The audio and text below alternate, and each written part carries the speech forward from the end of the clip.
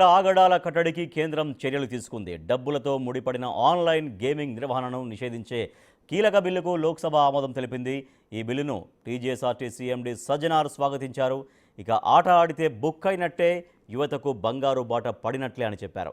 తెలంగాణ, ఆంధ్రప్రదేశ్లో యాప్స్పై నిషేధం ఉన్నప్పటికీ కొందరు దొడ్డిదారిన వస్తున్నారని మండిపడ్డారు. 8 నెలలుగా బెట్టింగ్ యాప్స్పై తనతో పాటు పోరాడిన వారికి ఫలితం దక్కింది అంటున్న టీజీఎస్ఆర్టీసీ ఎండీ సజ్జనార్తో మా ప్రతినిధి Suresh face to face.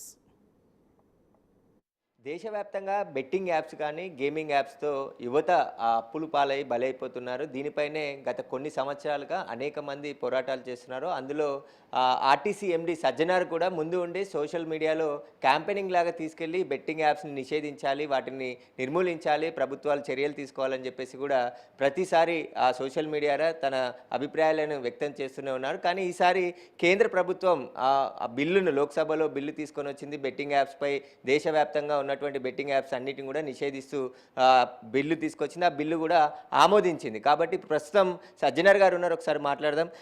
Sir, ముందుగా మనం అంటే దేశవ్యాప్తంగా కొన్ని రాష్ట్రాల్లో బెట్టింగ్ యాప్స్కి అనుమతి ఉంది, కొన్ని రాష్ట్రాల్లో నిషేధించబడ్డాయి. 2 తెలుగు రాష్ట్రాల్లో కూడా నిషేధించబడ్డాయి. చాలామంది ప్రాణాలు కోల్పోయారు ఈ బెట్టింగ్ యాప్స్ వల్ల. మీరు ఈ క్యాంపెయినింగ్ చేయడానికి గల ముఖ్య కారణాలు ఏంటి? మీకు కలిగిన అంటే ఎవరైనా ఆత్మహత్యలు చేసుకున్న ఇన్సిడెంట్లు వాటిని చూసినప్పుడు ఎట్లా అనిపించింది? ఈరోజు ఒక మంచి రోజు, ఒక చారిత్రాత్మక రోజు అని చెప్పి మనం చెప్పుకోవచ్చు. ఈ ఆన్లైన్ బెట్టింగ్ని నిషేధిస్తూ కేంద్ర ప్రభుత్వం కూడా బిల్ని పాస్ కావడం జరిగింది. చాలా సంతోషం అనిపించింది. ఎందుకంటే ఇది ఒక చారిత్రాత్మక బిల్లు.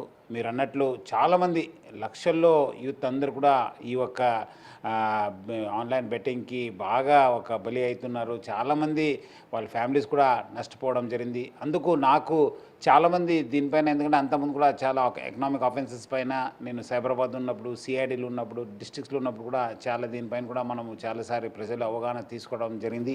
సో ప్రజలు కూడా మళ్ళీ ఈ బెట్టింగ్ యాప్స్ కూడా చాలా నష్టం చేస్తున్నాను. ముఖ్యంగా మారుమూల రూరల్ ఏరియాలో, అది కాకుండా కాలేజ్కి వెళ్ళే పిల్లలు కూడా ఈ ఆన్లైన్ బెట్టింగ్కి బలి అవుతున్నారని చెప్పి చాలా నాకు దృష్టికి రావడం జరిగింది. అందుకు say no to betting apps అని చెప్పి నేను హ్యాష్ట్యాగ్తోని సోషల్ మీడియాలో మూమెంట్ తీసుకోవడం జరిగింది. కోర్టులో ప్రజలందరూ కూడా ఫాలో చేశారు. చాలామంది వాళ్ళ అభిప్రాయాన్ని తెలియపరిచారు. చాలామంది కూడా ఫ్యామిలీస్ వాళ్ళు నష్టపోయింది కూడా తెలియపరిచారు. నేను ఎక్కడ వెళ్ళినా చాలామంది పబ్లిక్ కలిసిన వాళ్ళు కూడా, లేదు సార్ మీ వల్ల కూడా మనకు మంచి అవగాహన వచ్చింది. ఎందుకంటే చాలామంది మా రూరల్ ఏరియాలో తల్లిదండ్రులు కూడా తెలియదు వాళ్ళ పిల్లలు ఇట్లా ఆన్లైన్ బెట్టింగ్కి బానిసం అయిపోయినారు, చాలామంది నష్టపోతున్నారు. ఏందో అడిగినప్పుడంతా డబ్బులు ఇవ్వడము, లేదంటే ఫ్రెండ్స్ చుట్టాల దగ్గర కూడా డబ్బులు అడిగి తీసుకోవడం, తర్వాత ఎక్కువ అయిన తర్వాత వాళ్ళు ఫ్యామిలీ దృష్టికి రావడము, తర్వాత కొంతమంది సూసైడ్ చేసుకోవడము చాలా బాధాకరమైన అనిపించింది. సో ప్రజలు అవగాహన తీసుకోవడానికి say no to betting apps అని చెప్పి మూమెంట్ని తీసుకోవడం జరిగింది. మీరు అన్నట్లు 2 రాష్ట్రంలో నిషేధం అయింది కానీ దేశవ్యాప్తంగా నిషేధం కాలేదు. అందుకు చాలామంది ఆ లూపోల్ని పట్టుకొని చాలా చోట్ల కూడా ఈ బెట్టింగ్ యాప్స్ని నడిపించేవాడు. ఈరోజు దానికి మొత్తం ఫుల్ స్టాప్ పడింది. సో ప్రజలందరూ కూడా ఇలాంటి బెట్టింగ్ యాప్స్కి బానిసం కావద్దు. మీరందరూ కూడా యూత్ అందరూ కూడా మంచి జీవనం ఉంది, మంచి ఫ్యూచర్ ఉంది. There is no shortcut to earn money. కష్టపడితేనే డబ్బులు వస్తాయి, కానీ ఏదో మనము అడ్డదారిలో పోయి మనము చేయడం పోతే చాలా నష్టపోతాము. ప్రజలందరూ కూడా అర్థం చేసుకోవాలని చెప్పి నేను కోరుతున్నాను. ఇప్పుడు బెట్టింగ్ యాప్స్ చాలామంది సినీ సెలబ్రిటీస్, సోషల్ మీడియా ఇన్ఫ్లుయెన్సర్స్ వాళ్ళందరూ కూడా తెలిసి కూడా డబ్బుల కోసము వీటన్నిటి ప్రమోషన్ చేశారు. వీరిని చూసి చాలామంది ఇన్ఫ్లుయెన్స్ అయిపోయి డబ్బులు పోగొట్టుకున్న ఘటనలు ఉన్నాయి. దీనిపైన ఏమంటారు?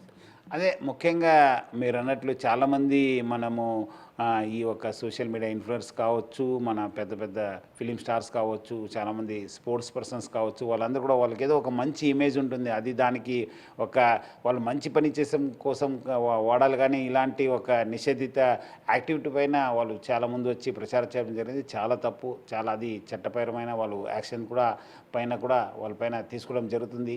ఈ మొత్తము లాస్ట్ 8 monthsలో ఆల్మోస్ట్ జనవరి నుంచి స్టార్ట్ అయింది. ముఖ్యంగా బిగ్ టీవీ కూడా యాజమాన్యం కూడా బాగా సహకరించింది.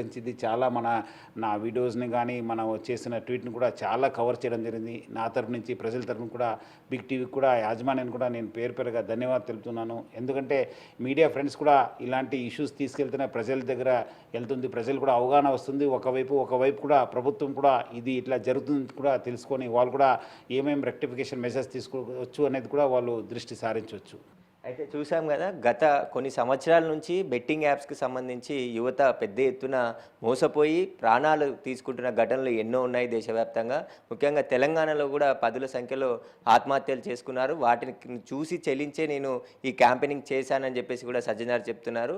బిల్లు పాస్ అయింది కాబట్టి ఇక దేశం మొత్తం బెట్టింగ్ యాప్స్లు నిషేధింపబడ్డాయి. ఇక బెట్టింగ్ యాప్స్కి ఎక్కడా కూడా లీగల్గా నడవవు. కాబట్టి యువత కూడా అర్థం చేసుకొని ఖచ్చితంగా ఇలాంటి బెట్టింగ్ యాప్స్కి సంబంధించి ఏవి కూడా డౌన్లోడ్ చేసుకొని డబ్బులు పోగొట్టుకోవద్దు. ఖచ్చితంగా అలాంటివి ఏమైనా వస్తే వారిని పోలీసులకు ఫిర్యాదు చేస్తే ఖచ్చితంగా చర్యలు తీసుకుంటారని చెప్తున్నారు. కెమెరామెన్ సురేష్తో సురేష్, బిగ్ టీవీ, హైదరాబాద్.